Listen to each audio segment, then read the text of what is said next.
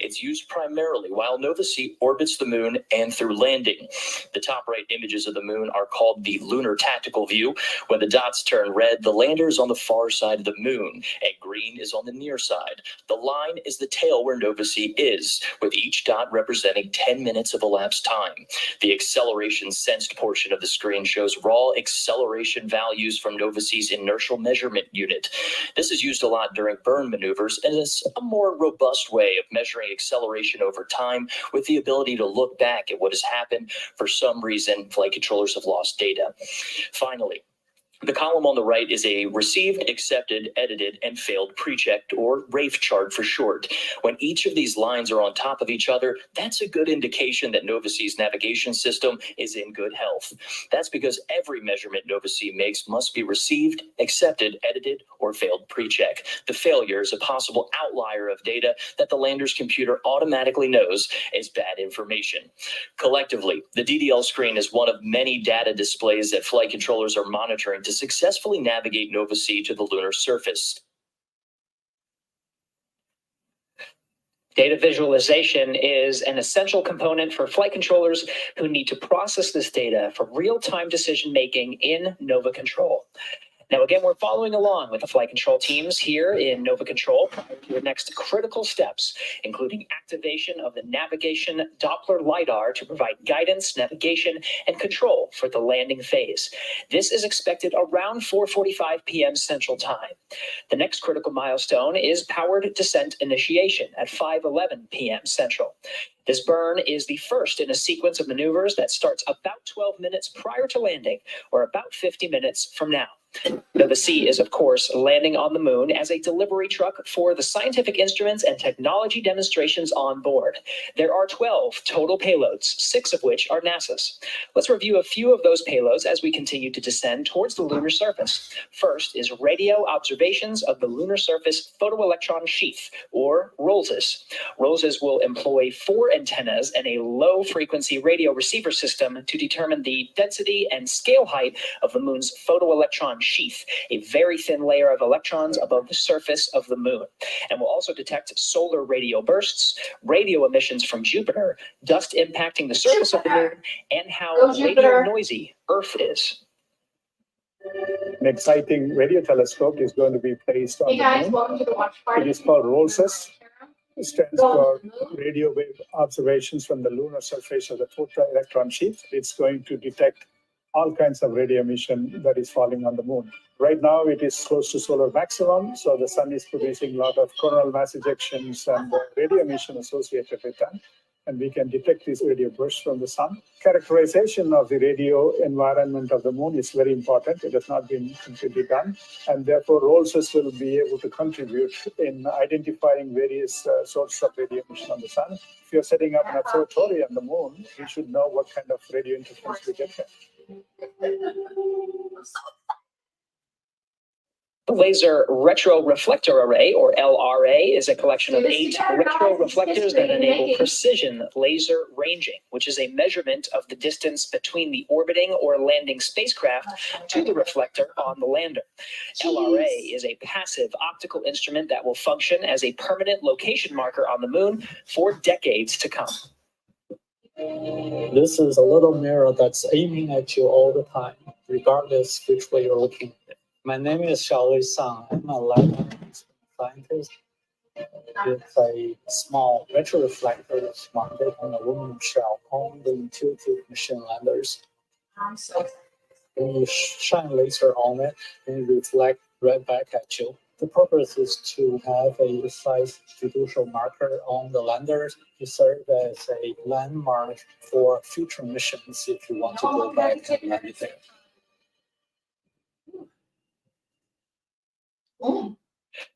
Stereo cameras for lunar plume surface studies, or SCALPs, will use a suite of 4 cameras to capture stereo and still image data of the dust plume created by the lander's engine from when it begins its descent to the lunar surface all the way down through engine shutoff. Scalps is an array of small cameras that will be placed around the base of a lunar lander and collect imagery during the descent and landing of the vehicle. Using a technique called stereophotogrammetry, we can use those images to reconstruct a 3D shape of the ground. As the lander comes down, its hot engine plumes will interact with the surface. Our cameras will begin acquiring images from before this interaction begins until after the vehicle has landed on the surface. The Scalps cameras will specifically be looking at the overall crater formation and erosion of the ground due to the rocket plumes. The final stereo images, which will be stored on a small onboard data storage unit, will be transferred to the lander and then downlinked to Earth, where we can use them to reconstruct the overall erosion volume and shape of the ground. With the Artemis program, we plan to establish a sustained lunar exploration and try to land multiple payloads in close proximity to one another. Scalps data will be a critical part of understanding these phenomena and improving our computational models to inform these future landings. Radio frequency mass gauge, or RFMG, is a fuel gauge used to measure the amount of propellant in spacecraft tanks in a low-gravity space environment.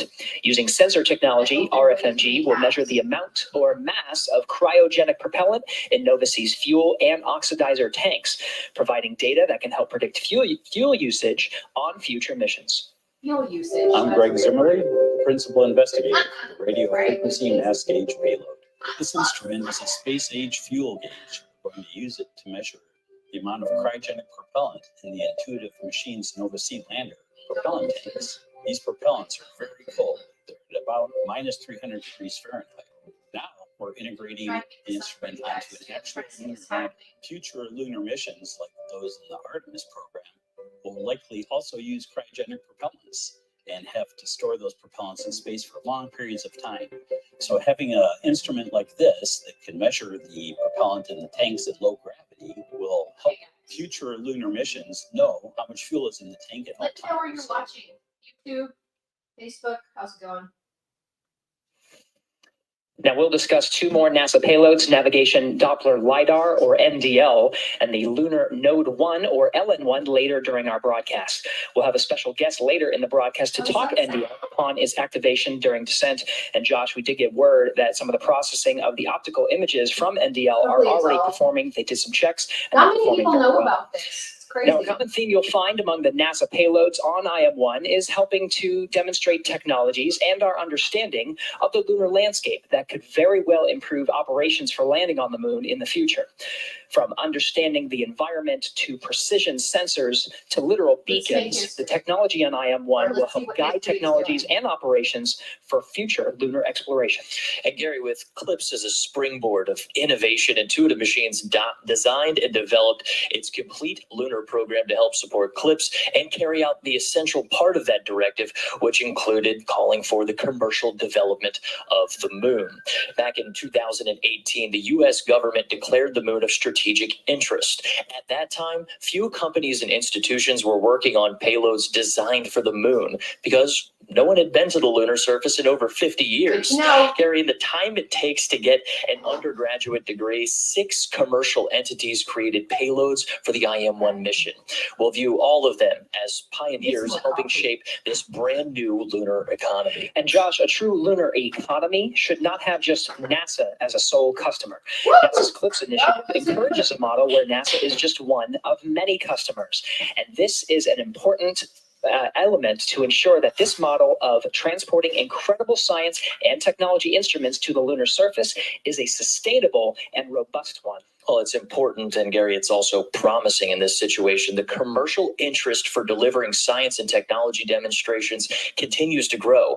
As of our third planned mission, we're seeing more and more non-CLIPS payloads from both domestic and international companies and institutions, which are driving us towards a future, maybe completely commercial mission to the moon, possibly as soon as our 4th mission. Well, even on IM-1, there is a variety of unique commercial payloads. It's a good snapshot of out-of-the-box ways to think about what the moon can offer. Well, that's part of the challenge can beyond offer just so creating the much, and we know capability this. to land on the moon safely. We had to look toward a new emerging ideas and find innovative ways that may add value on Earth and spaceflight. Let's learn a little bit more about those payloads and the lunar lander attempting to make history. Nova C was our version of a liquid oxygen, liquid methane lander. And we went about imagining that into existence. Intuitive Machines' Nova C class 3D printed engine took its first breath of liquid methane and liquid oxygen in 2018 on an airstrip at Ellington Airport in Houston, Texas. We didn't have enough money for a facility with blast walls and water suppression or water deluge. So we had to test outside in the environment of Houston, where the temperature is about 100 degrees and the humidity is like the same. It is hot. It is And so we hot. were in having Texas. 18-hour day, rolling up to the runway. It was brutal, but we did it to get the critical test engine data we needed to build our own engine. Designed, manufactured, and controlled in space by Intuitive Machines, Nova C's structure is primarily carbon composite. We needed to build the lightest weight structure we could. That meant honeycomb aluminum core with composite face sheets, composite struts, and most importantly, linerless composite propellant tank. Man, what a challenge that was. Between the engine, carbon composites, software, and electronics required to build a Nova C lunar lander, it took an incredible amount of touch labor to get to the launch pad. We worked very closely with San Jacinto Community College to create a certification course for technicians, where they would take these certifications. We then, at Intuitive Machines, would give them an internship and test them out in the workplace. And anyone that showed the aptitude to be a really good technician, we've hired on the spot. Nearly all of the lunar lander's payloads are mounted to its exterior, including 6 NASA-provided payloads that will help lay the foundation for Artemis missions. Embry-Riddle Aeronautical University's EagleCam, designed to deploy off Nova C right before landing to take third-person perspective images. The International Lunar Observatory Association's camera system, mounted at exact angles that could capture images of the Milky Way from the lunar surface. A data center technology demonstration by Lunr Stock Data Holdings and OmniHeat Infinity, Columbia Sportswear's thermal reflective insulation used in many of their outdoor products, will help protect Nova C from extreme temperatures in space. They've got brilliant ideas. And if we can help facilitate those startups to help build this economy, I think that raises all boats. And it's as serving as the transportation leg to the moon, we're happy to accommodate those kinds of companies. Now, the lander and our payload customers require command and control in space. Intuitive Machines' Mission Operations Center provides both of those elements. It's called Nova Control, Nova being the name of our lunar lander class, and Control being the nerve center of our entire lunar program. Its unique circular design fosters a collaborative environment where flight controllers and customers may make agile decisions. Let's take a live look. Yeah, and inside that flight control room, Josh, it's important to note that these are not the only teams that have been in this room over the past 7 days. This is staffed 24/7 inside Nova Control here. There's red, white, and blue teams that support this mission. Gary, the mission required 24/7 operations. We're somewhere in between the 7th and 8th day. I know. This has been 3 teams, red, white, and blue, working 8-hour shifts, which really turned into just about everybody working 12-hour shifts each. In addition, there's another team, I the work gold team, 14-hour that's running shifts. problems and solving I'm an solutions. entrepreneur. I work Coming up in the 24/7. future. And at this moment, we talked about this being a dynamic situation, using 2 of NDL's lasers to feed into our HRN and TRN cameras to provide a landing solution. Every asset available out of all of these teams is on hand right now to solve these intractable problems and take the best shot at the moon we possibly can. Whoa, up. It really took a team to 0.74%. some of these, as you mentioned, a After dynamic hours, situation. right Now, you here. talked about the design of this room, fostering that collaboration. It's a little different from what I'm used to over at the International Space Station Flight Control Room, where you have consoles that are facing towards large screens. What exactly is the logic behind this particular design? Really, we wanted to get everybody together into where we're a small company. There's not a lot of us. This agility No, is they're our not. strong suit in this situation, and this room really suited us. It's a situation where we can put our payload customers inside the center, or let's say we need to bring in operators who have knowledge of the things that need to happen in the future that we haven't quite touched on as a team, but you can insert those folks into the center of this room, make quick decisions, respond to problems, and that's really the way that we see tackling some of the hardest challenges in the world. And certainly right now for us, this is one of the hardest challenges on the moon, most certainly. Which we are saying absolutely, and it takes everybody in this room, and everyone has their respective roles, just like we see with any spacecraft. Each of these individuals provides insights into a specific spacecraft subsystem.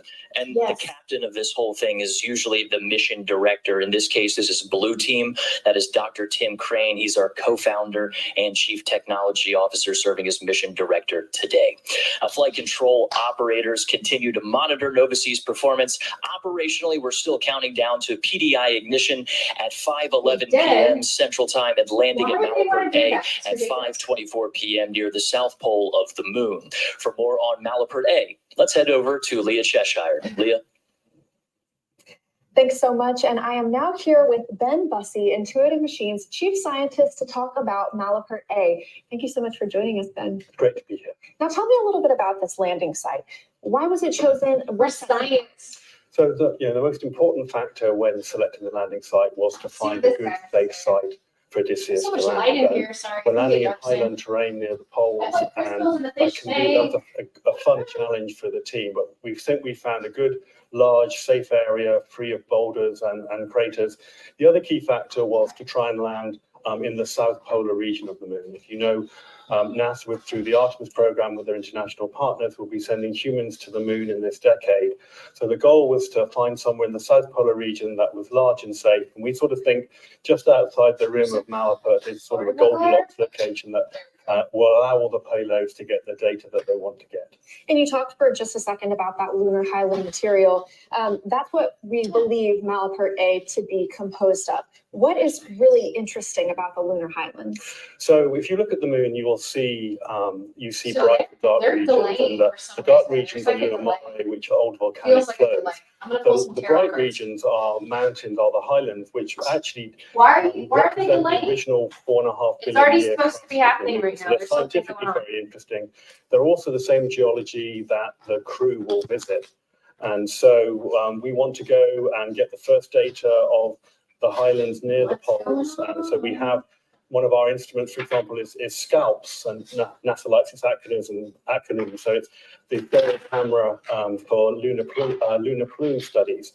And so that camera, which is 4 video cameras, will image the dust of the highland terrain right before we land. And so we will learn how it behaves as landers come down. So as we start to put multiple things near the poles, we know how far away. There is a delay, there is something. And we know that there are some interesting conditions for these areas in the lunar South Pole. That can be lighting, that can be communications, terrain itself. So what can we expect at Malapert A? So yeah, as you get very close to the poles, the lighting and communications becomes very challenging. So for IM-1, we've gone to about 10 degrees, about 300 kilometers from the pole. And we think that's a good location because it's the closest to the pole that anyone's landed. But for example, we've chosen a site where you can see the Earth Now they have all two the time, landings. which is one of That's obviously supposed to happen communications soon. being a key challenge. Whereas for IM-2, our second mission later this year, we'll go even closer to the pole. So for example, one of the things that we can study is, while we see the Earth all the time, it's still close to the horizon. And one of the things the communication engineers want to know is how communication is affected when the Earth is really close. So that's one Maybe, example right? that we can I don't do know. in support of Artemis. Well, thank you so much for joining us here today, Ben. That's all the time we have right now. We're going to send it back. That's all the time we have right now. No, not really. We're going to keep going.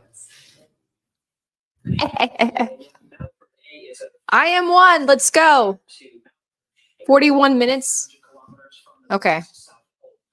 The site is named after Charles Malapert, a 17th century Belgian astronomer. The area around the landing site is believed to be made of. I want his birth chart. Let's look at his birth chart. Similar to Apollo 16's landing site. Look, it's the moon. First Apollo mission to visit the lunar highlands in an area called Descartes. Scientists believe the highlands offered insights into the moon's early history. The Descartes landing Very site cool. turned out to be a source of rich scientific Thank you for liking this. Somebody gave this a big heart. Thumbs up. Appreciate you guys.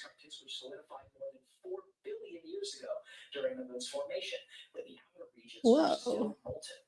The IM-1 mission is carrying NASA payloads that may help better characterize this important scientific landing for future Artemis missions. And Gary, we were originally targeting from NASA Oceanus Procellarum. That's good. Lunar mare in the region of I'm excited. What are you guys doing? the decision to move from the Hi, thank you for watching. Oceanus Procellarum was based We're doing a watch party. Watch party right now. locations near the lunar South Pole, which is expected to be made up of what some We'll of the see. best locations for We got about 40 sustaining minutes human left. presence on the moon. Landing near Malapert also will help mission planners understand Very how cool. to communicate and send data back to Earth from the location that is low on the lunar horizon. Now, coming up on the NDL activation. Thank you guys for watching. Information about how Intuitive Machines flight controllers intend to land on the moon using this NDL, NASA's navigation Doppler LiDAR. And Gary, since choosing to orbit the moon one more time, flight controllers have been working to resolve a challenge with the lander's laser rangefinders assigned to the terrain relative navigation and hazard relative navigation cameras. Those provide landing solutions to Odysseus. The lasers are intended to determine altitude and horizontal velocity, but the ones on the lander right now are not working. These are essential What? They're not measurements working? required to land on the moon. And while Nova-C's laser rangefinders are not operable, NASA's navigation Doppler LiDAR sensors are. So during the last 2-hour orbit, flight controllers have been loading software patches and resetting the lander's guidance, navigation, and control system to use 2 laser beams from NASA's navigation Doppler LiDAR as primary navigation sensors to land Odysseus. That's right. And we're coming up on the timeline for We'll stay on that ad. Thank you very much for supporting this channel on YouTube. There's ads on Facebook too. So thank you so much. It's okay. It's going towards good content over here. relative navigation cameras ahead of Nova-C landing. So while we wait, let's learn a little more about NDL. So the Artemis program is taking NASA back to the moon, and everything that goes there, including the instruments and people, must be flown there safely and landed there precisely. So the landing phase of that task is one of the most critical aspects of it. NDL is a I'll lot try to of stand in the issues way that of swim light. over that capability. It uses light in the same way that sonar uses sound. For NDL, we have 3 telescopes where light would come out of the telescope, hit the moon's surface, and some of that light will be reflected back. These telescopes are mounted on the outside of a vehicle so you get a clear view of the ground as it's coming in for a landing. In the Apollo era, large radars or astronauts using their eyes looking out of a viewport were used to help land the vehicles. NDL is going to have to take the burden off of the crew with a much smaller, lower power, and more accurate instrument.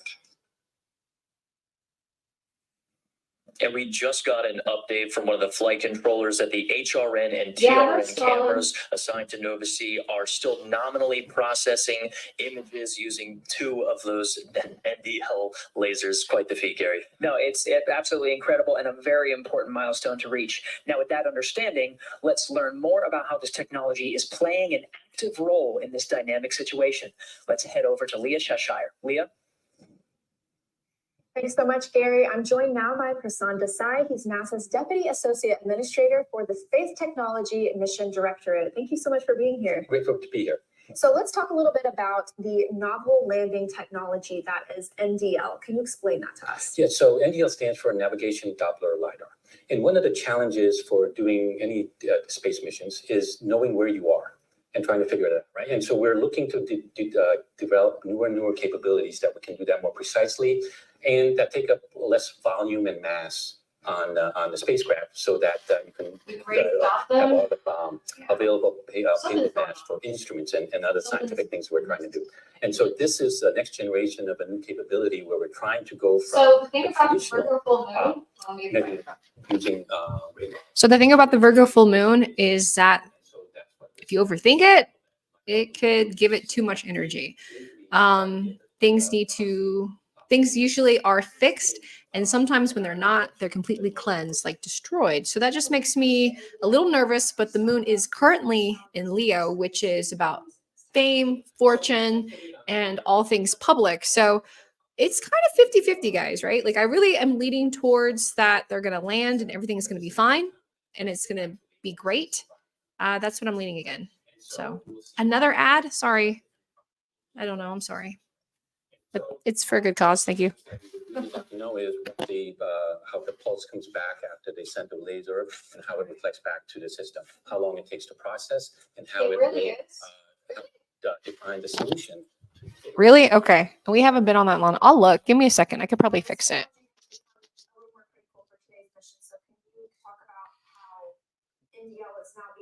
Let's see. Right. So we put this as a test. I think it's because it's live, but let me look. We weren't planning to use it in line with the actual mission coming down to land. But now we Okay. so basically it is now the primary system to help provide. Maybe that will help it. Doesn't really help me too much, but hopefully it'll help you. I want you to have a better viewing experience, but there you go. We don't want it to tip over. And so we need to get an understanding of the vertical velocity so it knows how much thrust to slow. But also the lateral velocity, because if it comes down sideways too much, it can tip over and fall. So by knowing the velocity, the lander can decide exactly how to come down and hover, basically slowly to come down. And that's why it's really important to do this testing. But here we are today. We're going to try it for the first time in line, and so we're very excited for the mission. Yeah, a demonstration totally in action. Yes. So just very briefly, there are two other tech demos on this mission. Can you cover those very quickly? Yeah, so two other things that we're trying to improve on is one, radio frequency mass gauge, which is to try to get a measurement of the fuel that's on the on any system, any spacecraft. One of the things about low gravity is the propellant doesn't settle down, where like in a car gas tank, it's on the bottom, so you can measure it easy. In space, it floats. And so how can we do that so we know how much propellant there really is? And then the other one is scalps. One of the things that as it lands, the thrust is going to throw up all this eject of the lunar regolith thing. And so we have 4 stereo cameras that are going to take images of that and get data so that we can improve our modeling, so that in future landings, we can make them more safer and things like that. So we're using that as a technology demonstration as well to improve future landings to make them more safer. Well, thank you so much, Prasan. It's really been great speaking with you. Really exciting stuff. And for now, we're going to send it back to Gary and Josh. Hey, thanks, Leah. Nova C is a little less than 55 kilometers from the lunar surface and about 20 minutes to powered descent initiation, a critical maneuver that marks the beginning of Nova C's final moments before touching down on the lunar surface. It's no secret that landing on the moon is challenging. Countries around the world have attempted this incredible feat, some successful and some not. Of course, the United States has landed on the moon many times, most notably during the Apollo program. But this may be the first landing by a U.S. commercial company enabled under NASA's CLIPS initiative. Ahead of these important milestones, let's discuss the challenges of landing on the moon through CLIPS. Take a look. Landing on the moon is hard. We're going back. Under this Artemis program, we're going to be sending humans to the moon for the first time since Apollo. So ahead of humans, we want to get up as much science exploration and technology experiments as possible. So CLIPS starts facilitating a lot of the early science, the things we want to learn before we even send humans. CLIPS stands for Commercial Lunar Payload Services, CLPS. The services part is the key element. Ordinarily, when NASA delivers a payload to the surface of the moon, they do it with a commercial partner, but NASA controls the building of the vehicle. Now, we're buying the service of delivery of our lunar payloads to the surface of the moon. It is a delivery service, akin to a delivery service that you have here on Earth. NASA will provide payloads to a commercial company. They decide how to get it to the moon. They have to develop their own lander, but they also have to manage the entire end-to-end mission. It's meant to provide affordable, rapid, frequent access to the lunar surface through American companies. We're funding different companies. We have commercial companies that are competing to win task orders to deliver our payloads to the surface of the moon. One of the goals when we started CLIPS was to help establish a lunar economy. Somebody has to do it first, and then it becomes commercially available. Then they're able to crank them up. Then they're able to make it more affordable. And so the lunar surface is just the next frontier for a commercial environment. But we had to acknowledge up front, always through the highest levels of the agency leadership, that some of them will fail.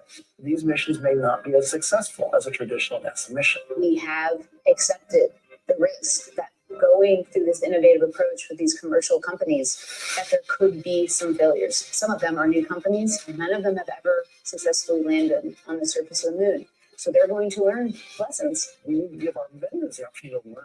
And so that'll help ultimately buy down our risk as these companies learn, okay, what does it take to actually build up the lunar lander, integrate payloads, get to the lunar surface and land safely? They've been able to demonstrate that they have very, very good technical depth and the ability to design and execute missions.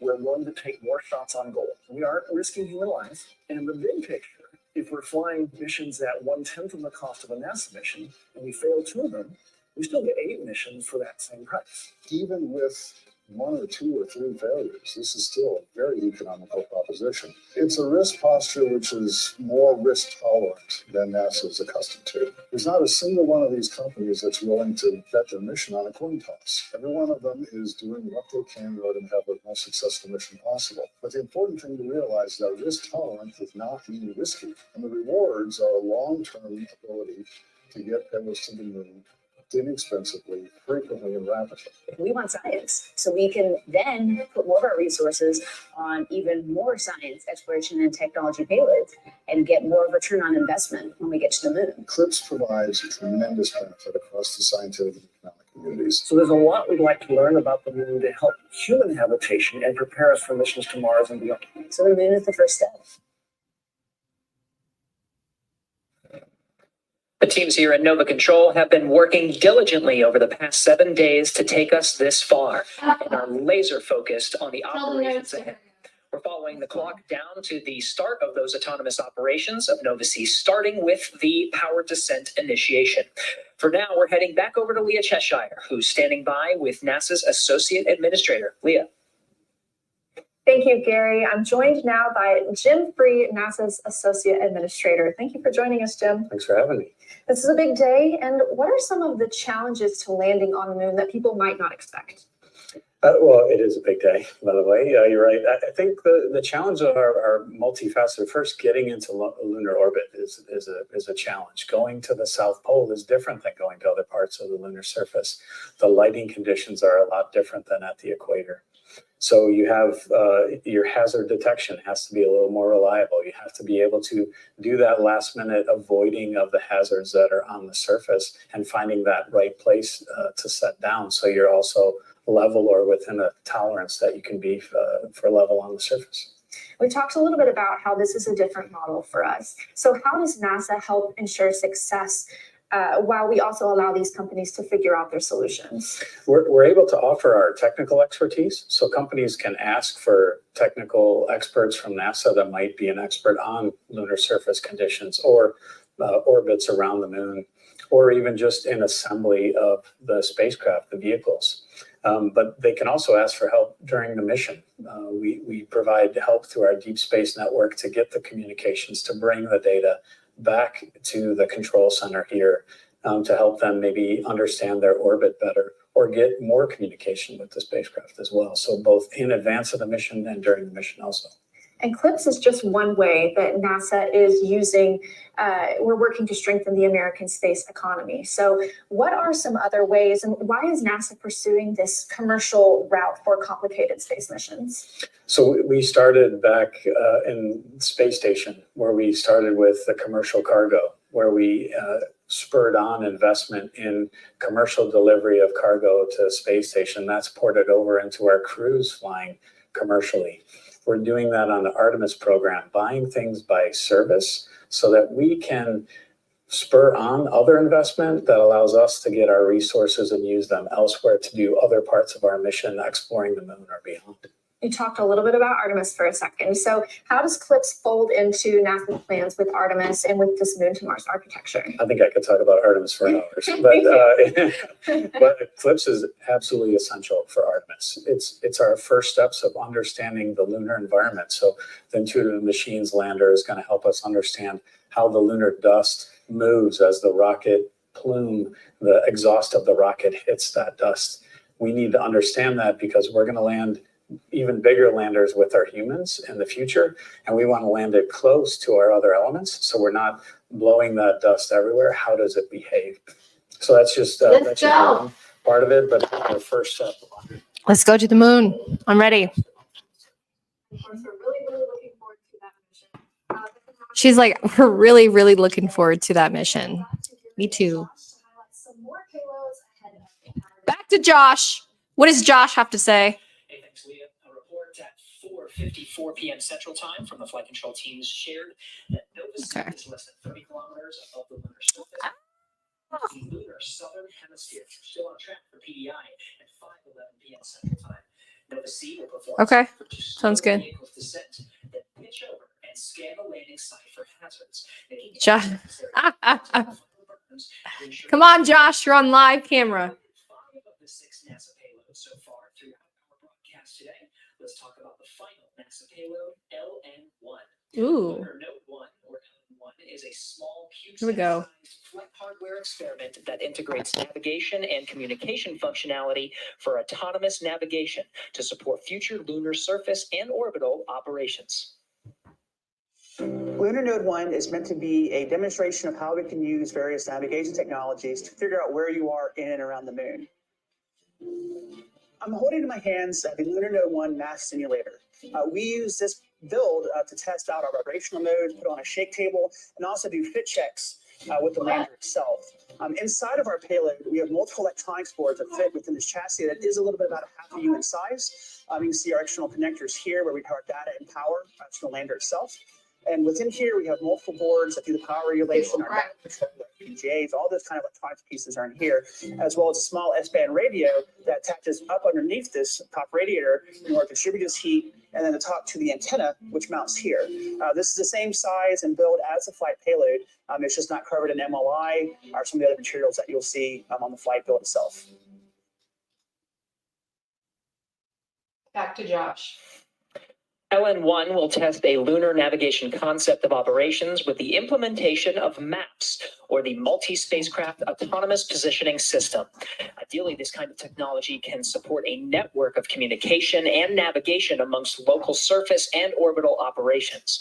LN1 will test multiple navigation links from the surface of the moon back to Earth to characterize both MAPS transfers as well as GPS-like signals that could support a future lunar communication and navigation network. Gary, one of the best things about communication and data is getting imagery back. And Intuitive Machines has several camera systems on board, including Eagle Cam.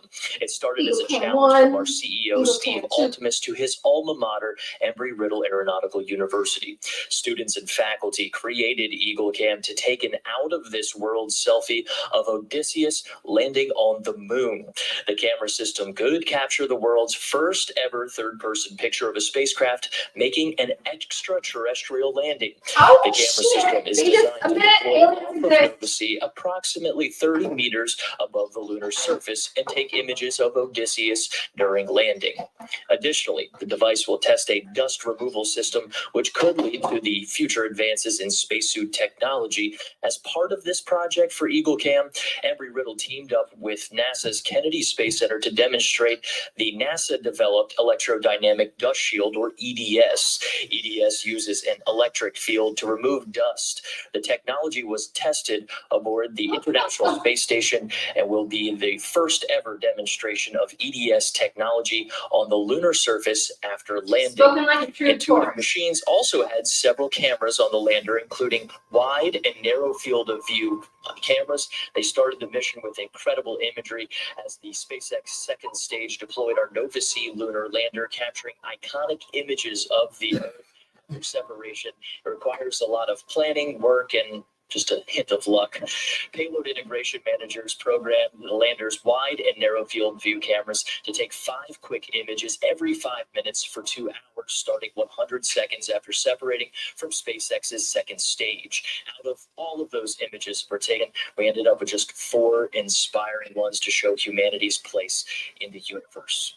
And right now, we're a little more than 10 minutes from powered descent initiation. Okay, Let's go to 10 Leah minutes. Cheshire one last time for the final interview ahead of this critical maneuver. Leah. Thanks, Josh. I'm here now with Nikki Fox, NASA's Associate Administrator for the Science Mission Director. Thanks Thanks so much for joining us. Thanks for having me. It's a great day. It is a great day, and you're watching this with leaders from NASA and Intuitive Machines, just very close to hear what's happening in the room right now, just before these final descent maneuvers. Oh, there's just excitement, anticipation. Everybody knows landing on the moon, going to the moon is hard. And we're already celebrating because this mission is already a success. We've launched, we had a beautiful launch. We've taken great science data all the way, every single challenge. The team has really risen up and solved it.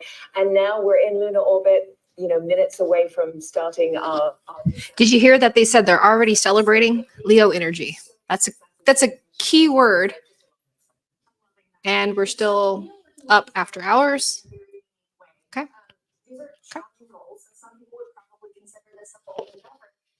Got my coffee reloaded. I mean, you're right. It is bold. It is a new way of doing science. It is a partnership. Science. Totally new companies who haven't done this space before. And we are partnering with them, and they are taking our science as a more technology to the moon quickly. So it's faster, it's very cost effective, we're on our way, and we've got the 6 payloads from NASA, and we're excited to get them down there. With every new thing we do, there's always a challenge, there's risks. This is a high risk, super high reward, and you'll get tons of science on the surface. And for many access labs, this is exciting because our Optimus missions and our lunar science touches all 5 of our science divisions in very profound ways. So super exciting. You said high rewards, so I want to talk for a minute about the valuable scientific insight that we. That's what I want to know. What is that? What does it mean for NASA? I mean, there's so much we can do on the moon, particularly where this one is going down to the South Pole. We think we're going to find great volatiles down there. So as we get prepared to send our astronauts there, then we know that there's water there and we can use that water. Water's very heavy to carry, so it's really great if you can use it on the moon. Remember I told you about the moon water. Into hydrogen and oxygen, use it for fuel. Really great for our sustainability, but also where they're going is one of the oldest regions of the moon, about 3.85 billion years old. So we can actually learn about what our solar system was like before life started. Life is very noisy. We're very, very noisy here on Earth. The moon is just like pristine. And so we can really do some amazing science. I look forward to learning more about it. So any final words before we wrap it up? Just thank you. I mean, literally, thank you. This is such an amazing team.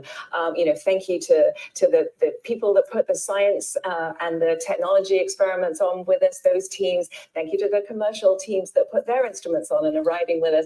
Thank you, of course, to Intuitive Machines for this just beautiful, beautiful lander. And thank you to SpaceX for a beautiful ride to space. It's such an incredible effort. All one, I don't know, I'm a big bundle of emotion. Go NASA, go Clips, go OD, go Intuitive Machines. I'm with you all the way. Thank you so much for joining us here today. Now we are following Intuitive Machines flight controllers during Nova C's final descent. So back to Josh and Gary. I know, right? Thanks a lot for that, Leah. During that interview for folks at home, we did hear that there was a maneuver to burn attitude, which means the lander is starting to make the positional requirements needed. Okay, so what's happening? Are they delaying it? Is it happening? Folks at home can hear, we just heard from flight controller about 5 minutes until it's hitting. Up to 10 kilometers, downrange, 1,100 kilometers. K being time of ignition, so we're inside of 5 minutes. T minus 5 minutes. T minus 5 minutes. We are standing by. 5 minutes. I kept getting cards of 5. Something's gonna shift and change. Such that Nova C can pitch over for further operations. And while we were in that interview, we did hear that the main engine gimbal checkout was completed. So now we're focused. Okay, let's see what they're gonna do. I'm excited. Channel there.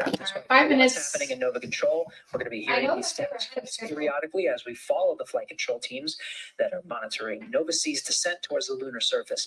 A lot's happening, Josh. Of course, we have this 11-minute burn. We're focused on the propulsion elements of this PDI. At the same time, the spacecraft is oriented in such a way that it can use a technology called terrain relative navigation to scan the environment along the way. What's happening there? Right. So we know that we needed terrain relative navigation then when we were descending and coming down to the lunar surface.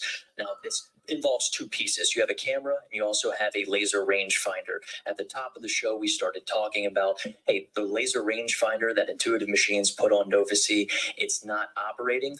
We made the decision for flight controllers to utilize two of the laser beams from NASA's NDL payload.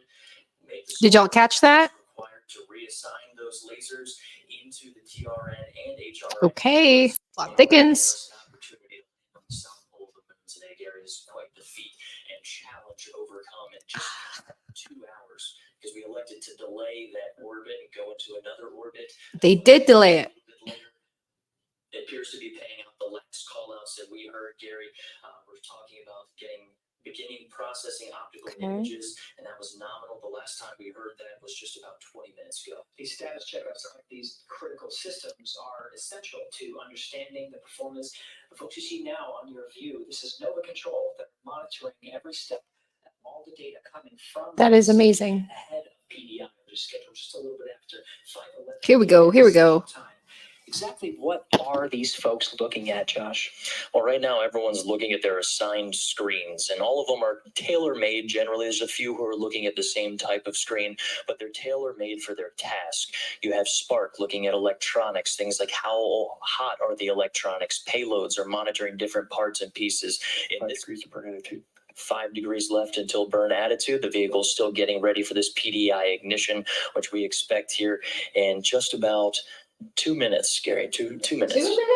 So everyone's looking at their screens and doing their respective jobs and reporting up into the mission director, while the activity director is keeping in touch with everybody and making sure we're putting this whole thing together. Press started.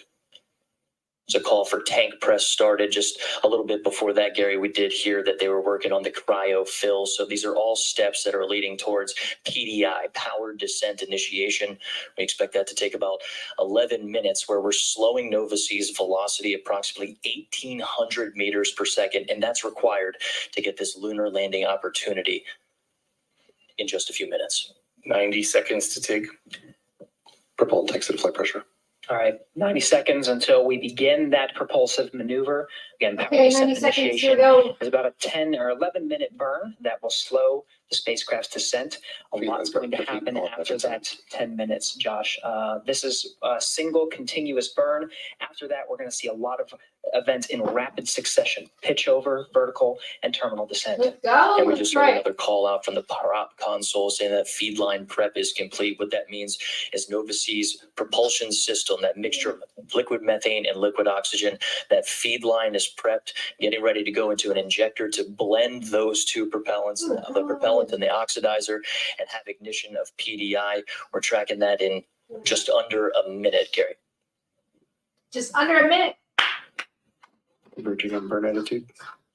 Lander is getting into the correct attitude required. Prep complete both sides. The correct attitude. Another figure call it for out. feed line prep complete for liquid methane and liquid oxygen in preparation for this PDI. I'm excited. What's going on?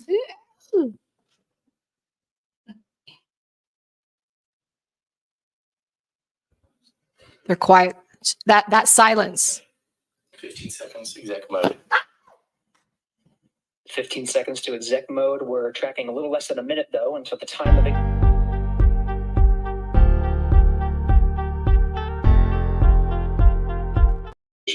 Just kidding. Throttling up.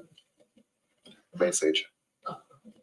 There we heard main stage ignition. That's coming from our prop console, Rob Orville.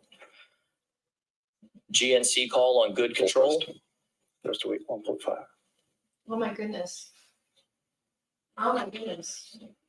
These are great call outs in between our prop console and our flight manager, Scott Tamblin, calling it as the data is feeding into the lander, which means we are continuing to have good communications. The lander is sending that back to flight controllers in Nova Control. Gary, something we prepared for, we planned on, is that loss of communications. And that's why we have this. I see good thrust control.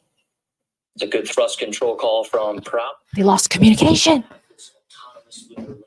We programmed, we know that, hey, we want to light PDI in this moment. These are the steps you need to get there. But from here in, this is an autonomous lunar lander, and flight controllers are monitoring You see the hands? and tracking the progress right along with the public right now.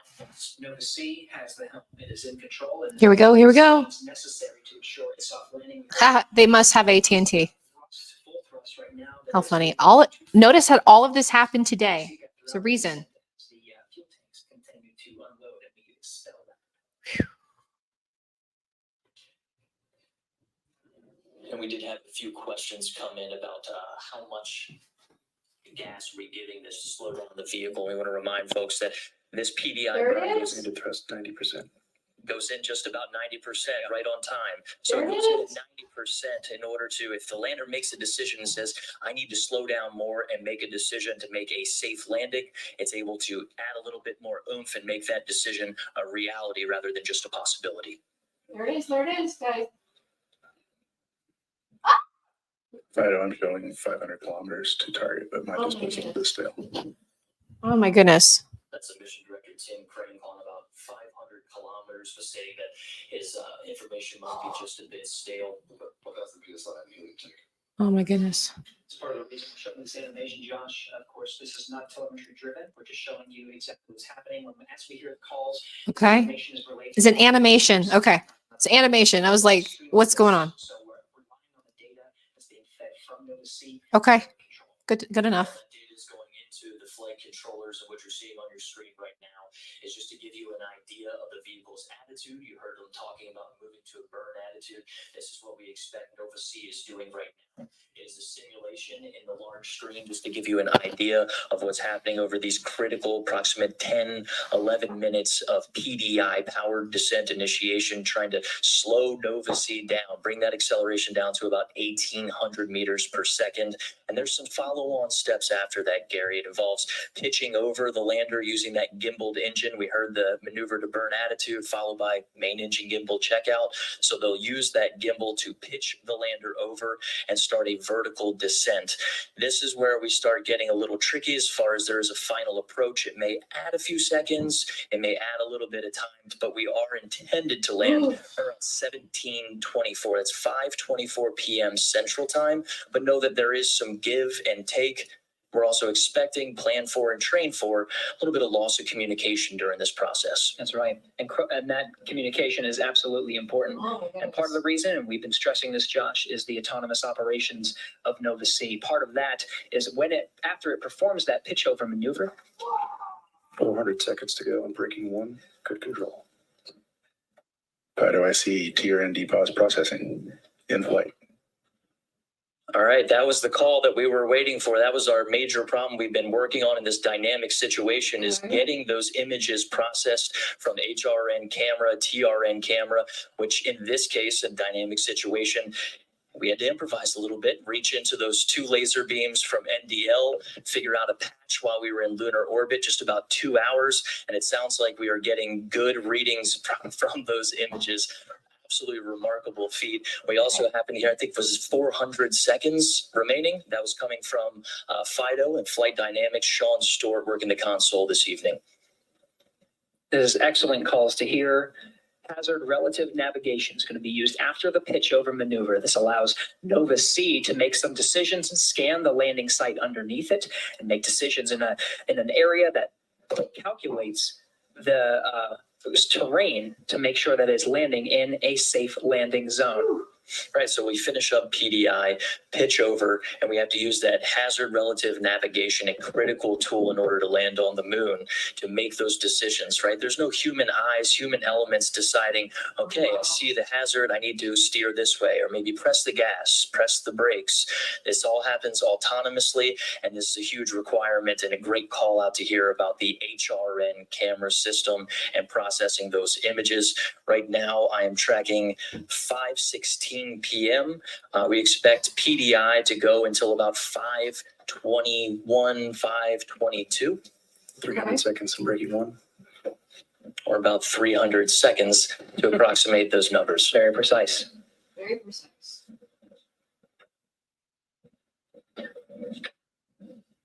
Here we go.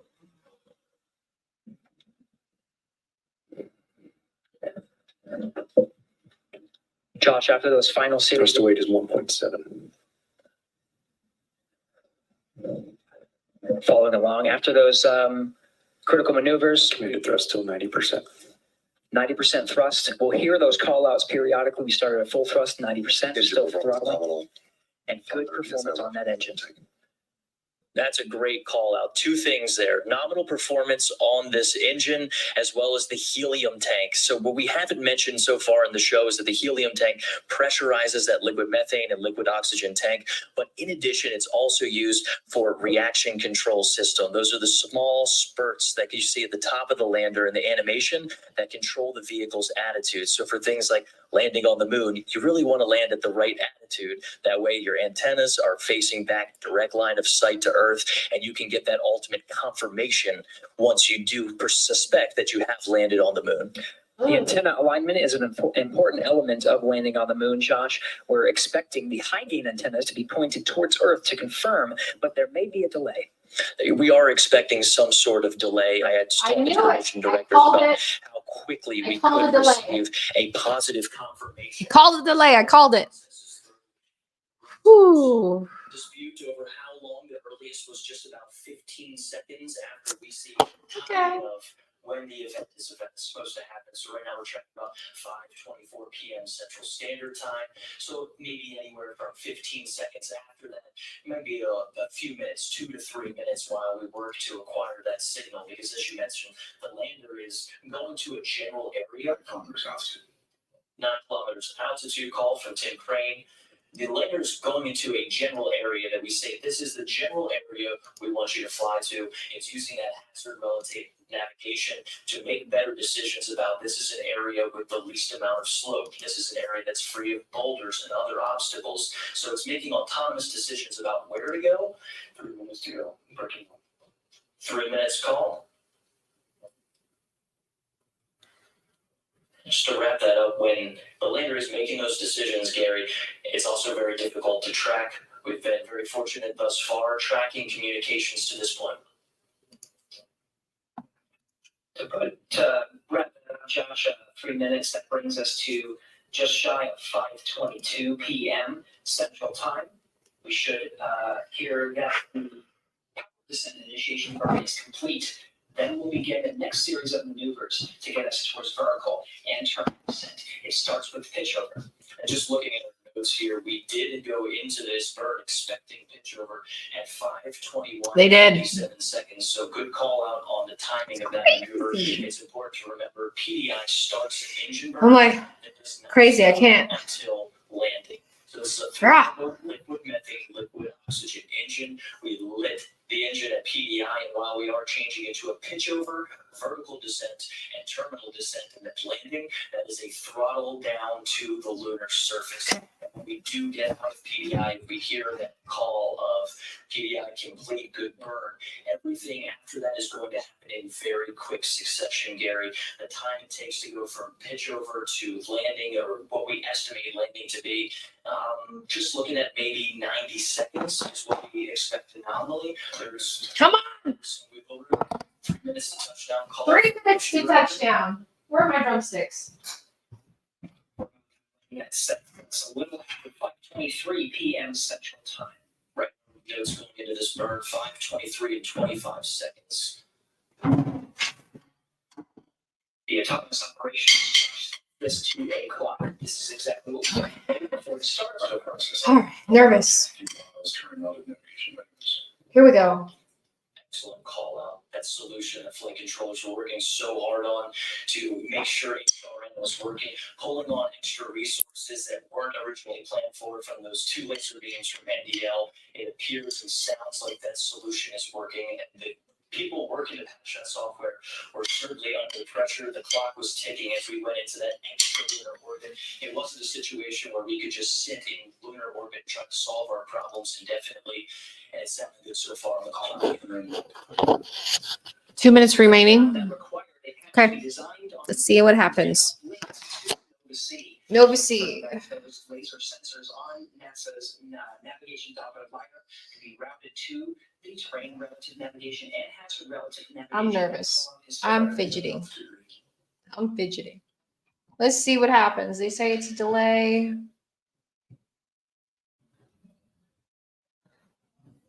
Look at this guy. He went from being really happy to looking real focused and nervous. His energy is different. Intense. I can't even imagine. There we go.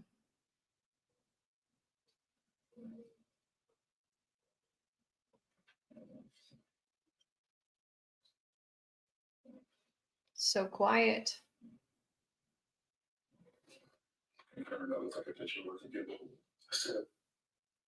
Sounds like we have some data that confirms spillover. This starts the HDA process. That's hazard detection avoidance. Throughout this show, you've heard Gary and I talking about the problem that was attempted to be solved in lunar orbit, making the decision to not only postpone the show, NDL indicates altitude 1,000 meters. 1,000 meters call out from NDL that is coming from flight management. This is a system right now. NDL was not intended to be the primary landing system on this. Instead, we're using 2 laser beams from NDL and feeding that into that hazard detection and avoidance system that you see on your screen right now, with the lander making autonomous decisions about where. They keep using that word. You keep using that word, but do you know what it means? Less than 1 minute remaining for touchdown. Touchdown. Say football. But it's America, so. And in this process, we do have a deployment of Eagle Cam attempting to take the third-person images of Nova C going down to the lunar surface. We are inside of 1 minute, Gary. 1 minute. We're inside the 1 minute. 1 minute. What's going on, Gary? Come on, Gary. What the hell, Gary? Yes, we're willing to blow down. Oh, look at. And we're tracking here in the broadcast booth. The clock has reached the expected. May take a minute for comms.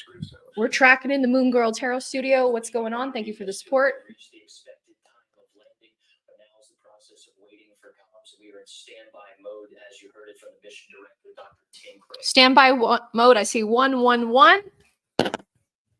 Things happen for the reason. Universe. Look at that. Okay, here we go.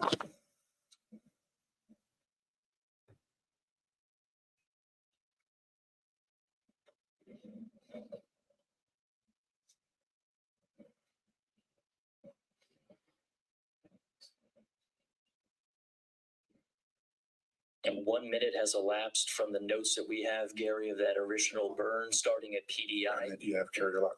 Notice. Went up. That's MD asking if we are getting the ground stations locked on to Things are Nova happening in the C. universe. Whew.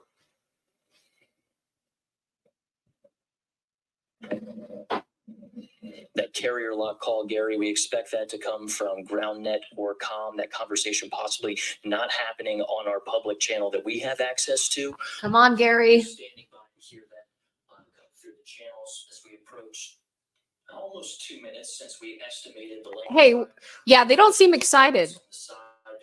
Something's going on. And I keep picking up this card, and this is the card, like, this is disappointment. This is like in and sort of out. This is sort of like, oh no. What's up? Let me check something.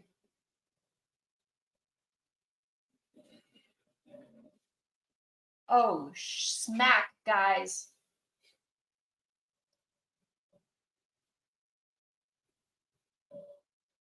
Oh my gosh. Something happened. For sure. Gary, we're standing by just as we approach 5:26 p.m. Central Standard Time. Given those mission directors' notes of the flexibility between what we were tracking, what we were given was just about 5:24. This is indeed. Please look back to your logs and confirm the last. Stand by, Gary. This is a combination. That's the mission director, Gary. These are our notes here of what we believe. We talked about the common outages with the lander making autonomous decisions. This is the process of going through the last bit. Again, they keep using that word. Autonomous decisions. Come on, Gary. Notice that they're not doing the simulation anymore. Oh my gosh. Y'all.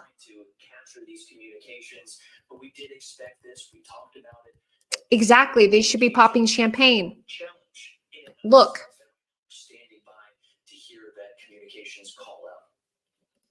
Look at the stock. Just a little more than 3 minutes from the time of the. Oh my gosh. Clock reached 0. Something's going on that we don't know about, that they're not showing us. It went completely silent. It went completely silent. Do you guys hear that? You hear nothing.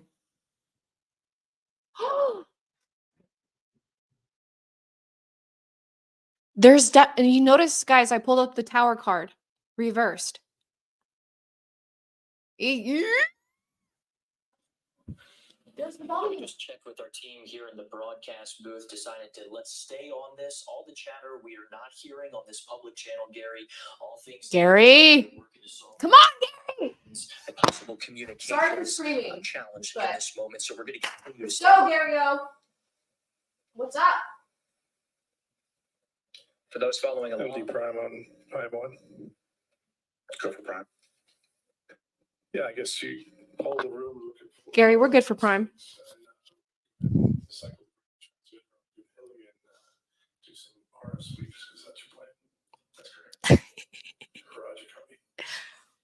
that's just what we had in mind in our notes, Gary, is that if we encounter a communications challenge, we mentioned how difficult it is. Gary's going to get some Taurus knuckle sandwich, huh? What you just heard there is folks talking about using. Yeah, all jokes aside, looks like everybody's mad at Gary right now. Come on, Gary. Again, that word, autonomous process, autonomous.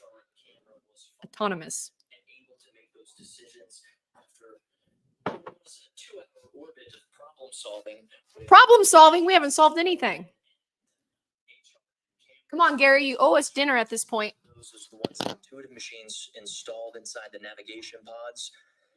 The laser rangefinders were not activated. We went to NASA and asked to use 2 of the laser beams on the navigation Doppler LiDAR.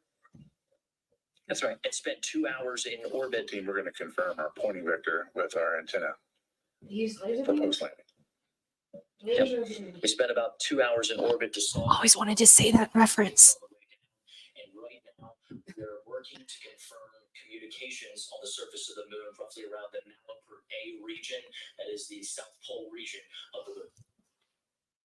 That's right. What we do know is the power descent initiation. We were following along in the status calls.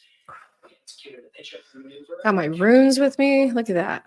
Landing time at 5:23 p.m. Central Time. They keep delaying it. Remember, I called it. I said there was going to be delays. I pulled up the cards. What's going on? Teams surrounding him to check the status. See that control. Part of that, Josh, as you described, is communication. Standing by, Gary. I got this before. This is the same card. So I think we're on a delay, but that's going to land. Hoping. Pitching our control throughout. I did see a little bit of a roll excursion. Could be that we landed off angle and roll in the final phase. So I do see. What do they see? Up to an 8-degree excursion. About to begin the roll maneuver, which is about terminal phase. That terminal phase, which is a large roll maneuver to get to landing attitude. I know, exactly. We're over time. I'm calculating it up. To that point, we were really solid. Directs of terminal phase begins at 30 meters. They just said we were solid. They're something's up. Post HDA, 100 meters. Great. It went silent again. It went silent That's a again. great conversation confirming. Did you hear him? Great conversation, but they muted it. The process that we were very familiar with, talking about the attitude of the lander, making sure that those antennas are within direct line of sight with Earth stations. You're being smart on the time. You keep pushing it back. Mission director all stations are also updating our executive with dishes to make sure that they're tuned in on our final landing site. There's a call. We're searching for that communications back to the ground station. This one particularly is in the UK that's tracking us. And it's important to note, Gary, that we have an entire network dedicated to working these communications problems. It's been active this entire mission. And the largest, most powerful dish out of all of them is about 64-meter dish in Australia. That time to search with that opportunity with the largest, most powerful dish, we're looking at about 12 to 13 hours after our estimated touchdown. So this is a process that we could be looking and searching for the lander's signal for confirmation for quite some time, but we're going to continue to listen in and stand by as our flight Okay. working with the ground station in the United Kingdom to work this issue, work this problem. Okay, so I see what's going on. I'm going to turn this down, guys. Just to make it this far. So from my understanding is that they've lost communication, that they lost communication with the craft and that they're very close to the orbit, or it's actually, who knows, maybe it's like a tin can and it's just bouncing along the surface of the moon craters right now.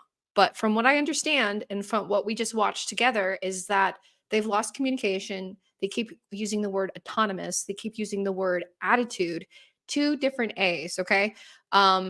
Yes, and another challenge. Exactly. So they keep saying it's successful. And when they started with the interview, did you notice that they were already celebrating? We talked about this, right?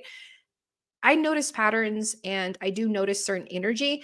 And by all means, like I've said, we're real people behind the screen. So are they. So this is real time, real energy. I read on real time. I'm picking up their energy and their vibes. And of course, Gary over here and the guy that is talking and speaking of Gary, he's very nervous. There's the energy in his voice, as you can definitely tell. So, and I'm looking at the stock and as we can see here, it's going up, it's going down after hours. There's a lot of volatility, excuse me, that is happening here.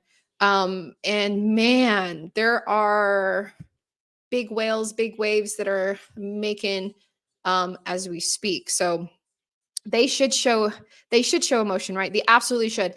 And you know what I think is in broadcasting and media, actually I love it. I love it so much. It's hard for them to show emotions on their face, but they do it with their tone of voice, whether they realize it or not. You can actually hear that they're angry, or sad, or worried.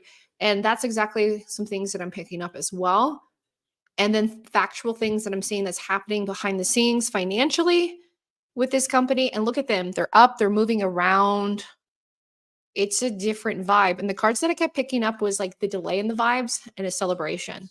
So something later. And from what they're saying that it is, look, it's 111 again, 444, angel number. So this makes me, it is too quiet.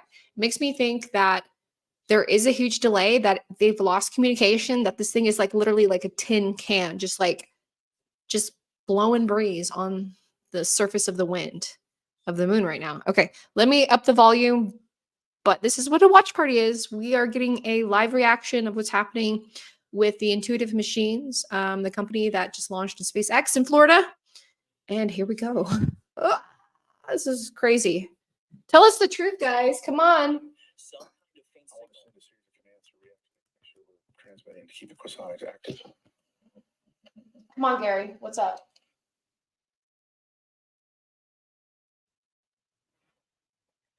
They went silent again. Okay, guys. So you're watching live. Thank you so much for watching on YouTube. I'm Moon Girl Tarot. I'm psychic medium, and I read basic real-time astrology. And of course, Moon Girl. Gotta know what's going on with the moon.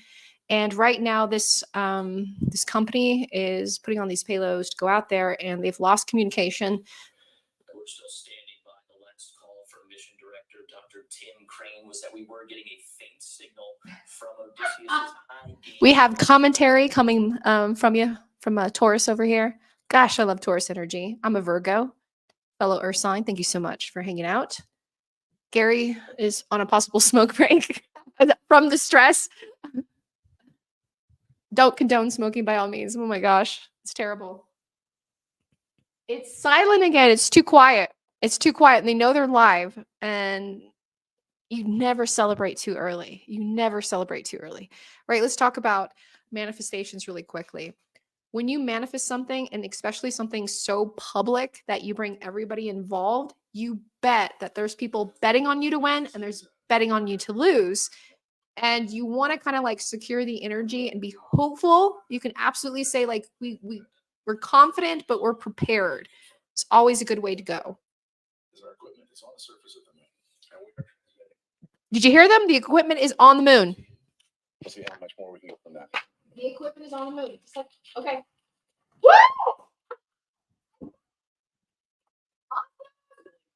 I predicted it. I'm so excited. Woo! I just said that. I lost communications. Just what we win. It's on there. Team in Intuitive Machines and Superfab and here in the. Woo! Look at we go, Peter. What an outstanding effort. I know this was a nail biter, but we are on the surface. They're going up there. That is crazy. And woo!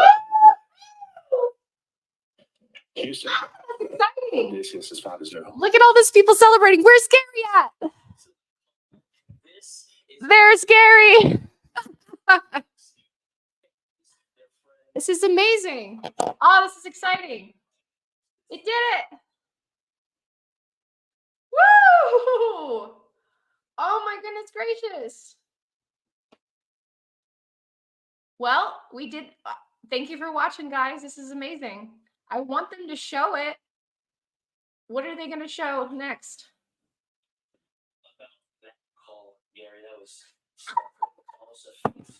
Gary is famous. Making the call, Odysseus has a new home.